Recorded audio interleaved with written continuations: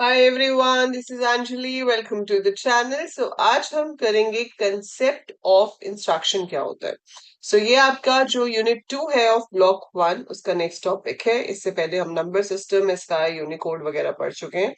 And now you have to understand कि instruction क्या होती है और सिस्टम इंस्ट्रक्शंस को कैसे एग्जीक्यूट करता है। तो इंस्ट्रक्शन क्या होती है? कमांड, है ना।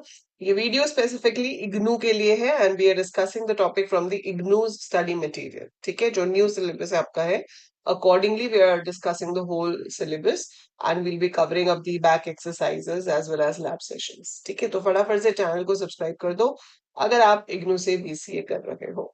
राइट। कंसेप्ट ऑफ इंस्ट्रक्शन क्या होता है? देखो, सीपीयू जो है वो बना हुआ है सेमीकंडक्टर इंटीग्रेटेड चिप्स का, जिसमें बहुत सारे पार्ट्स होते हैं जो कि ट्रांजिस्टर्स जिन्हें हम कहते हैं। ठीक है, और ये सब काम करते हैं on the basis of micro operations. तो इनको हम ऑपरेशंस परफॉर्म कराए जाते हैं इन पे, जिन्हें माइक्रो ऑपरेशंस कहा जाता है। और सीपीयू उनको वो ऑपरेशंस इंस्ट्रक्ट करता है and CPU is also called as a microprocessor. अब ये जो इंस्ट्रक्ट करता है, इंस्ट्रक्ट करने का मतलब ही क्या है कि आप कमांड दे रहे हो, है ना। कमांड का मतलब ही इन अ वे क्या हो गया? Instruction. So modern CPUs have the logic built in to perform 400 to 550 machine instructions. The machine instructions that a CPU can execute demonstrates its capability कि वो एक पर्टिकुलर टाइम में कितनी इंस्ट्रक्शंस जो है वो एग्जीक्यूट कर सकता है, उसको उसका हम थ्रूपुट भी कहते हैं। थ्रूपुट मतलब जैसे बिजनेसेस में होता है ना, टर्नओवर किसका कितना है, कि भाई जिस कंपनी का टर्नओवर ज्यादा है वो ज्यादा रिच है। ऐसे यहाँ पर जो प्रोसेसर है उसका थ्रूपुट होता है कि एक पर्टिकुलर टाइम में वो कितनी इंस्ट्रक्शंस एग्जीक्यूट कर सकता है। Every processor is capable of performing certain operations. An instruction refers to an operation that can be performed by the processor directly. Entire set of instruction that can be executed by the processor will be your program. ठीक है, तो वो आपके system में store होना चाहिए। वहां से वो एक एक करके इंस्ट्रक्शंस को उठाएगा और एग्जीक्यूट करेगा।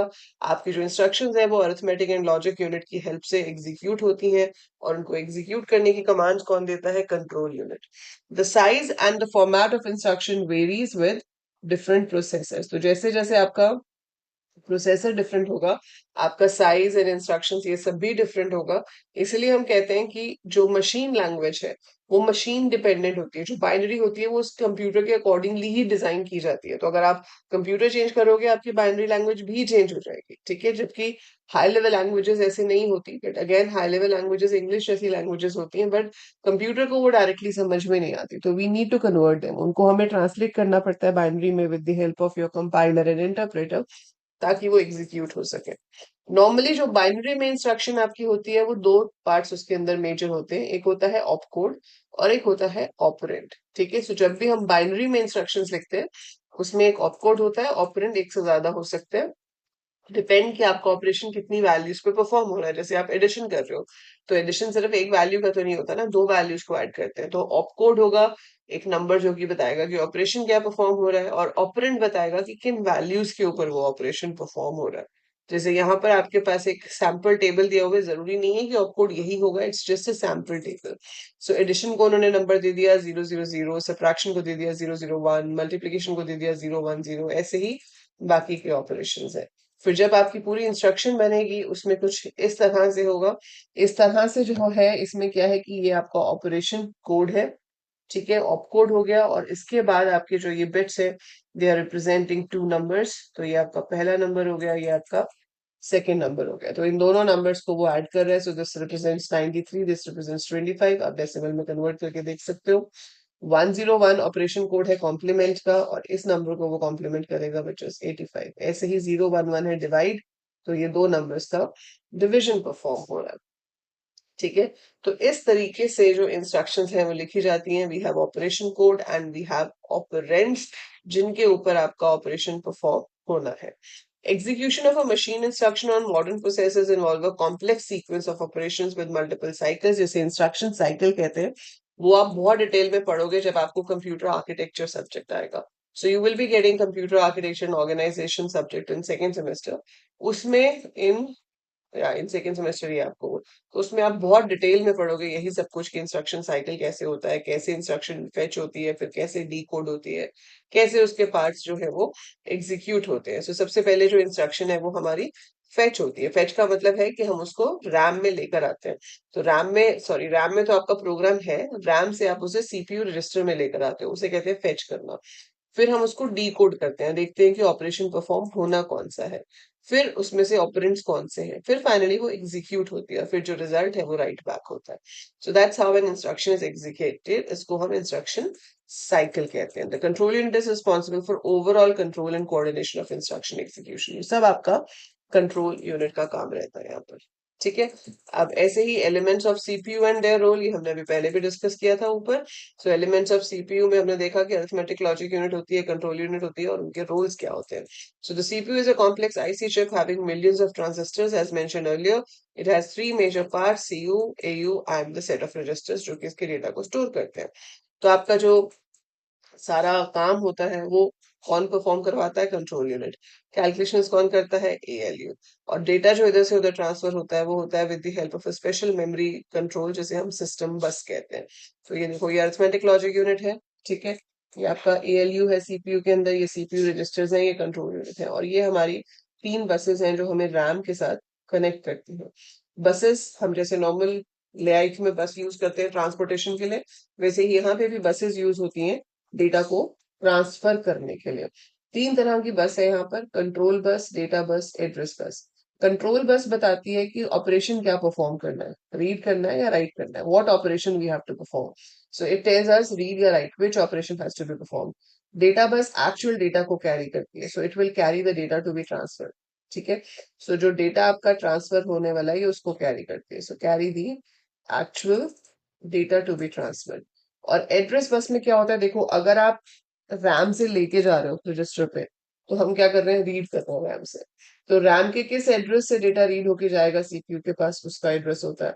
अगर आपने रिजल्ट स्टोर कराना है रैम में, तो उसका एड्रेस होगा जहां पर स्टोर होना है, मतलब रैम की जिस भी लोकेशन को हम रेफर कर रहे हैं उसका एड्रेस आपका एड्रेस बस में होगा।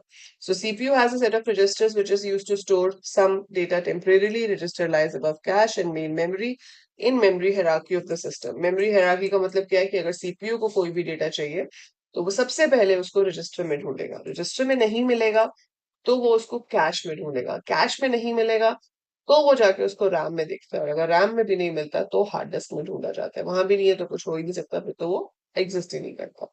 ठीक है। सो मेमोरी हायरार्की मतलब पहले किसको प्रायोरिटी दी जाएगी? तो पहले रजिस्टर को, फिर कैश को, फिर रैम को। ठीक है।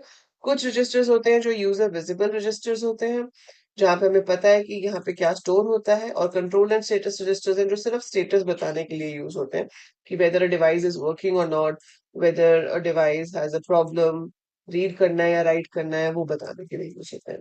The control unit of the processor is that unit which controls and coordinates the execution of instructions by the processor. It is responsible for defining and controlling the instruction cycle. तो वो सारा काम आपका control unit ही करता है, वो ही signals भेजता है एएलयू को। ठीक है। Now there are three different ways in which CU can generate these micro operations. एक, through a hardwired logic. Hardwire logic मतलब आपका मदरबोर्ड के ऊपर सर्किट ही बना हुआ है कि कैसे इंस्ट्रक्शन फेच होगी, कैसे डिकोड होगी, कैसे एग्जीक्यूट होगी, और वो उसी हार्डवायर्ड सर्किट से ही काम कर रहा है। दूसरा होता है कि by reading a programmable array, आपके पास एक प्रोग्रामेबल सेट ऑफ इंस्ट्रक्शंस हैं जहां से वो उनको रीड करेगा और एग्जीक्यूट करेगा, और उसकी हेल्प से आपका जो भी इंस्ट्रक्शन साइकिल है वो काम करेगा। और दूसरा है with the help of PROM, programmable read only memory. So generally हम PROM वाला मेथड जो है वो यूज करते हैं। हार्ड वायर्ड कंट्रोल में मैपिंग बहुत फास्ट होती है। The mapping between machine instruction and conjugate micro operation to be generated is permanently wired with the processor. It is relatively faster in comparison to the other two. In PLA control, the sequence of micro operations to be generated for executing an instruction is stored in a PLA table. In microprogram control, the logic of the control unit is specified by a microprogram. वैसे आपको ये सब अभी इतना करने की जरूरत ही नहीं है, इसके ऊपर कोई क्वेश्चन बनता नहीं है, और ये बहुत ही बेसिक है, it's not in that much of detail. तो यहाँ पर आपको सिर्फ इतना ही समझना है कि सीपीयू के अंदर 3 हिस्से होते हैं: CU, ALU and register. CU आपके डेटा को ट्रांसफर कराता है एक जगह से दूसरी जगह पर, उसका काम है ये सारा ध्यान रखना कि इंस्ट्रक्शंस कैसे एग्जीक्यूट होंगी। और इंस्ट्रक्शंस आपकी 2 तरह की हो जाती हैं: RISC, CISC। This is reduced instruction set computers, and this is complex instruction set computers. इसमें इंस्ट्रक्शंस कम होती है, इसमें ज्यादा होती है। ठीक है। देन आपका ALU है which is responsible for performing all the calculations. So ये सारे कैलकुलेशंस करता है और हमें रिजल्ट्स देता है। So that is the component of CPU and their role. इसी के बेसिस पे आपके पास कुछ क्वेश्चंस हैं। A machine instruction consist of ALU, operator, opcode and operand या CU. So answer should be opcode and operands. Executing an instruction involves execution of several micro operations. ALU is responsible for arithmetic and logic. The hardwired control unit it is permanent और हम उसको modify नहीं कर सकते. CPU has following two kinds of registers, user visible and control. दो तरह के registers होते हैं. Briefly explain the subcycles involved in the execution of machine instruction. That's fetch, decode, execute, and write cycle. What are the different ways of designing the control unit? Three ways. एक हो गया hardwired, एक हो गया array, logic array, और एक हो गया आपका ROM के अंदर. List the two key technological trends seen in modern processors for improving performance. इसका आंसर आप कमेंट्स में लिख के बताओगे। तो फोर्थ क्वेश्चन का answer you have to write in comments. बाकी मैंने आपको बता दिए हैं आंसर्स, यहाँ पर आपके स्टडी में दिए हुए हैं, पर आपको उनको नहीं देखना है, आप अपने आप से आंसर कमेंट में लिखेंगे। सो that is it for this video. So just go through this concept. ये सारी बुक्स आपको ई ज्ञान कोश से भी आप डाउनलोड कर सकते हो। आप यहाँ पे देख पा रहे हो eGyanKosh.ac.in। यहाँ पर सारी ये जो पीडीएफ्स है वो अवेलेबल है। इन केस आपको वहां से डाउनलोड करने में कुछ भी प्रॉब्लम हो रही है तो ऐप है मेरी AL कोडर्स। ठीक है। AL कोडर्स ऐप पे आप जाओगे, उसके अंदर फ्री स्टडी मटेरियल सेक्शन होगा, उसमें भी आपको ये सारी पीडीएफ मिल जाएंगी, तो आप वहां से भी डाउनलोड कर सकते हो। So that is it for this video. I see you in the next one. तब तक लाइक जरूर कर दीजिएगा, शेयर कीजिए एंड चैनल को सब्सक्राइब कीजिए। Bye for now.